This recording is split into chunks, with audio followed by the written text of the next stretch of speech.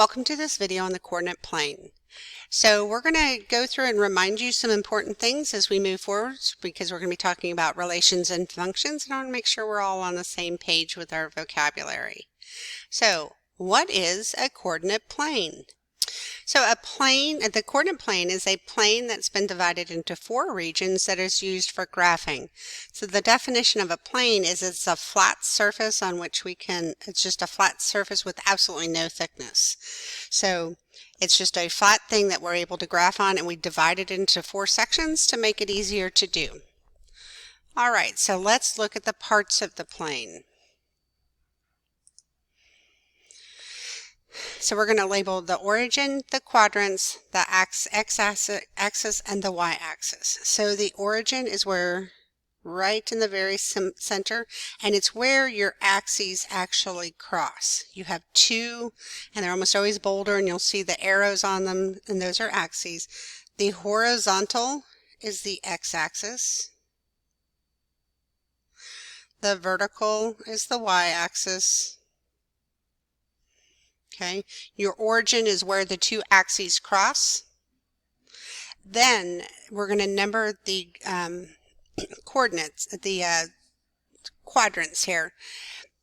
Okay, so your origin, I'm going to draw a little line out there to say origin. And remember that's at 0, 0. So your number, this is the first quadrant. We're going to use Roman numerals for this. The second quadrant. The third quadrant, and this is the fourth quadrant. Okay, so when we go to graph on the coordinate plane, we're going to use an ordered pair. So an ordered pair is a point. That's x, y. Remember the x comes first on a graph.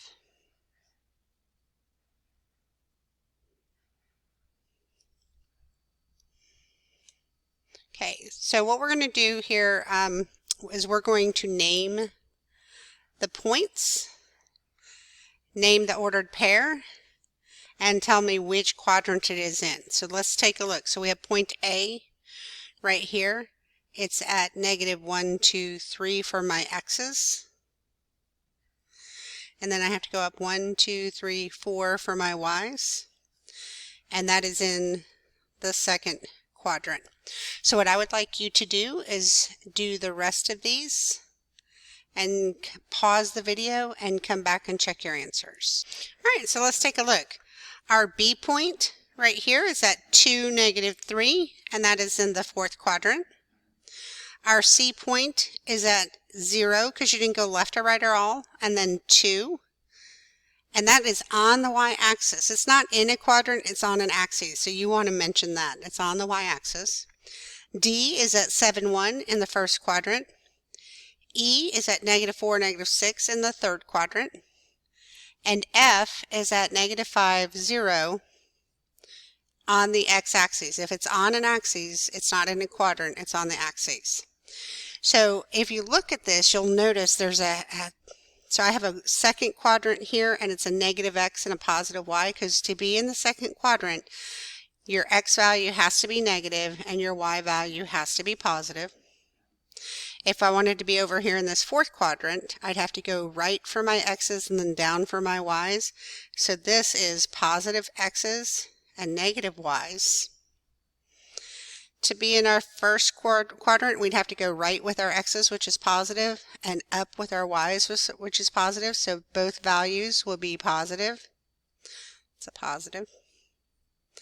And to be in the third quadrant, we'd have to go left for our x's and down for our y's. So that's negative on the x's and negative on the y's. Okay, sometimes it helps to remember, so it gives you an idea of where a point is going to be if you can look at the signs. All right, a little bit more vocabulary. We have something called a discrete graph. A discrete graph is a graph with distinct points. And what do I mean by that? So when we have our axes, so this is my x-axis and my y-axis, okay? A discrete graph is just when all you have is points. There's no lines connecting them. So what we have up here is a discrete graph. There's no lines connecting any of those points together. So let's make a note of that. No lines connecting together.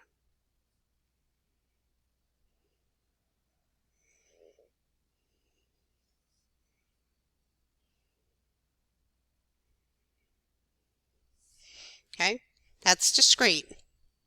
Then we have continuous graph. A continuous graph is a graph connected with a line.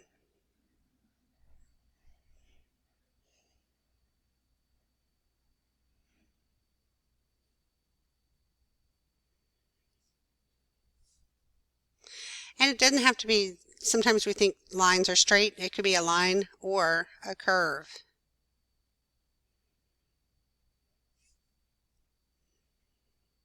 Okay, so if I draw my axes, and I have my x and my y axes, a continuous graph is just connected together.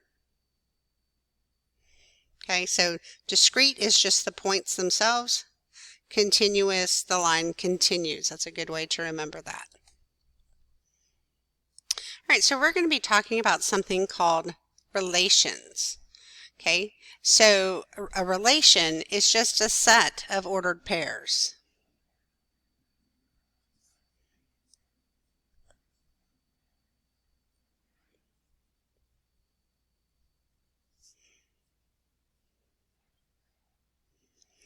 Okay, so we're just looking at pairs, and if we're talking about the x value in the ordered pair, that's going to be called the domain. And if we're talking about the y value in the ordered pair, we're talking about the range.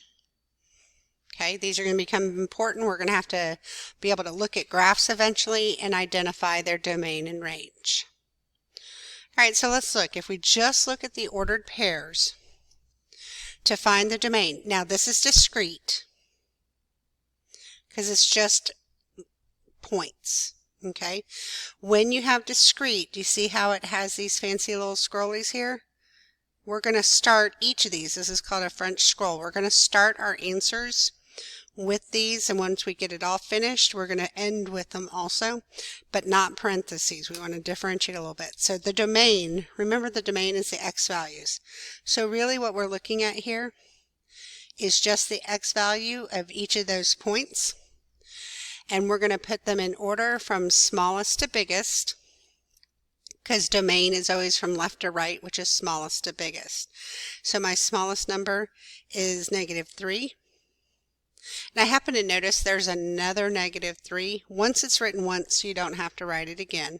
So -3, then we have a -2, then we have a 1, and then we have a 3. And that's all of them because we don't want to name the same one twice. So we'll close it up. When they're in the scrolls like this and you see them listed, I get the idea that it's just individual points is what I'm talking about here. All right, so then the range is the y values. So you're literally just going to take the y values out of here and you're going to list them the same way, smallest to biggest. So my smallest y value is -4.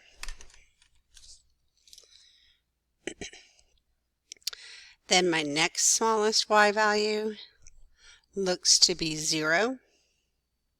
And then 1, 2, and 5. I didn't have any repeats on my y values, so I had to name all of them. Okay, so we're going to take these points and we're going to rewrite them in the table.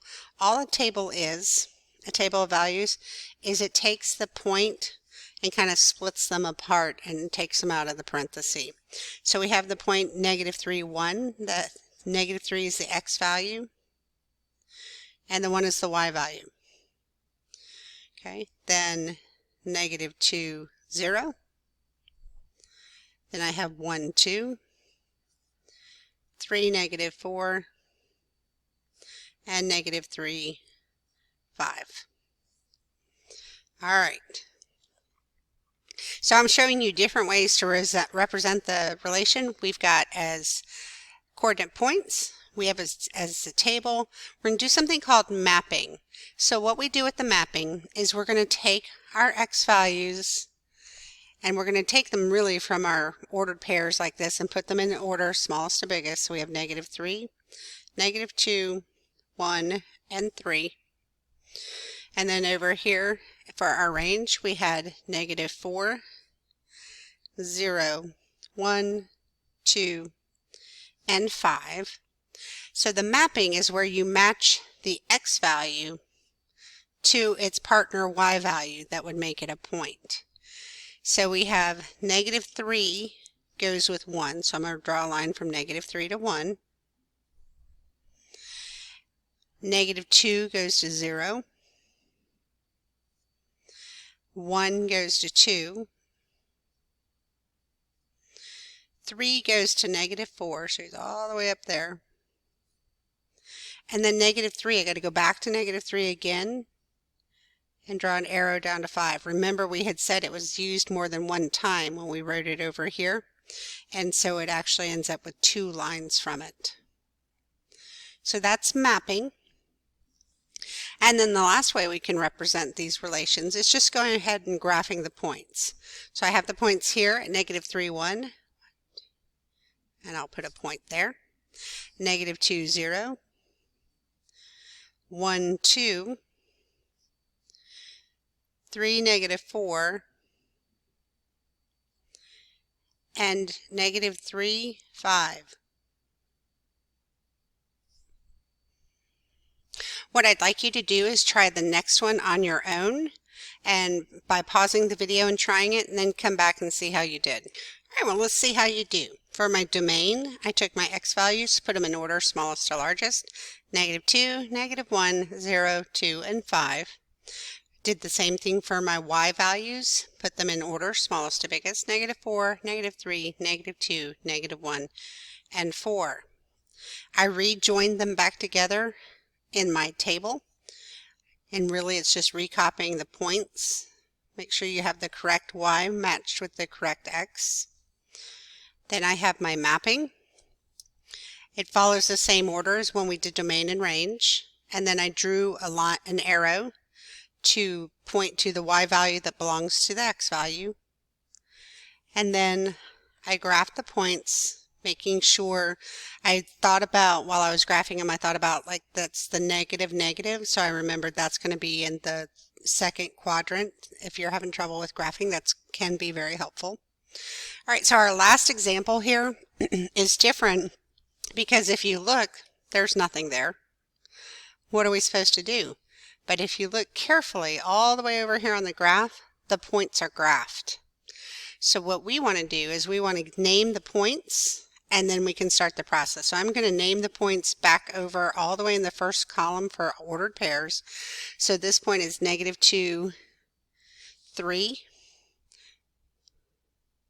So I have -2, 3.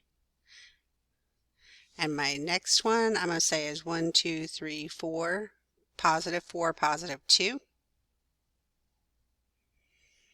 I didn't go left or right, so 0, -3.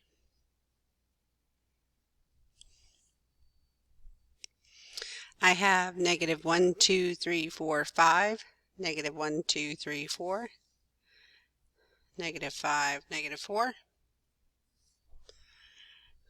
I have, and then my last one is +2 and then -1, 2, 3, 4, 5. +2, -5. All right, now that you have those, pause the video and finish out with domain range, the table, and the mapping, and come back and see how you did. All right, so for my domain, in order smallest to biggest, -5, -2, 0, 2, and 4 for my x values. And my range, which is my y values from those points, smallest to biggest, -5, -4, -3, 2, and 3. Then I wrote my points. I just rejoined everybody together and wrote them in their table of values. And then my mapping. The mapping, remember, should be in the same order as the domain and range, smallest to largest for both of those. And then you draw the arrows, the x to its coordinating y. Hopefully that was a pretty good review of some of the topics you might have hit last year. Let me know if you have any questions. See you in class.